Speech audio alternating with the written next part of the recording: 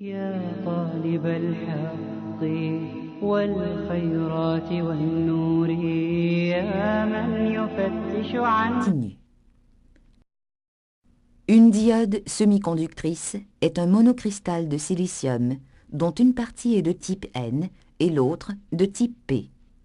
Dans la partie N, les porteurs de charge majoritaire sont les électrons supplémentaires dus à l'élément pentavalent qui dope cette partie.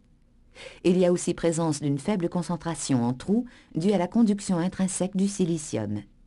De façon similaire, la partie P contient essentiellement des trous dus à l'élément dopant trivalent et une faible concentration en électrons provenant de la conduction intrinsèque du silicium.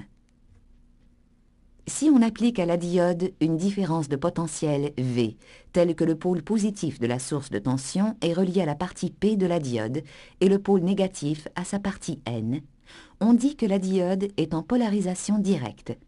Dans ce cas, les électrons de la partie N migrent vers le pôle positif et les trous de la partie P migrent vers le pôle négatif. La diode laisse donc passer au travers de l'interface Pn un courant qui sera proportionnel à la différence de potentiel V qui lui est appliquée.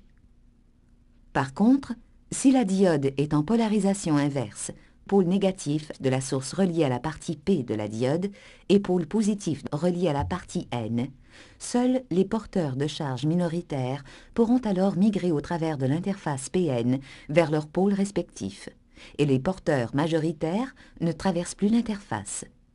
Puisque la concentration en porteurs minoritaires est faible, le silicium de la diode se comporte alors comme un semi-conducteur intrinsèque ayant une très faible conductivité.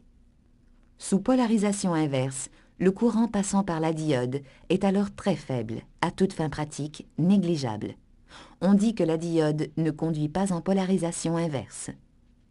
Une application importante de cette caractéristique de la diode est la réalisation du pont redresseur permettant de transformer un courant alternatif en courant continu. الخيرات والنور يا من يفتش عن هدي وتبصير يا من يفتش عن هدي